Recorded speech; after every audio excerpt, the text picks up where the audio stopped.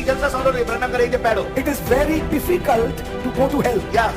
నరకమునకు వెళ్ళడం కూడా చాలా కష్టమై ఉన్నది అన్నాడు. God has given abundant opportunity to a man to repent and make a decision. దేవుడు చాలా అవకాశం ఇస్తా ఉన్నాడు. చాలా ఎక్కువ మోతాదులో మానవునికి అవకాశం ఇస్తున్నాడు మారు మనసు పొందడానికి, పశ్చాత్తాపం అనడానికి, తాను అంగీకరించడానికి రక్షణను. And God doesn't knock the door once, he knocks many times.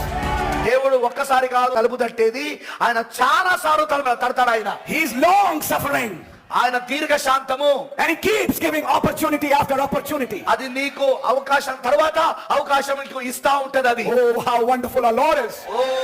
ఎంత అద్భుతం మన ప్రభువు. He doesn't want anybody to be destroyed. ఆయన ఎవరు కూడా నాశనం కావడానికి ఆయన ఇష్టపడతలేడు ఆయన. But by his foreknowledge, కానీ ఆయన భవిష్యత్తు జ్ఞానము ద్వారా he could predestinate, ఆయన ముందు నిర్ణయించగలిగాడు.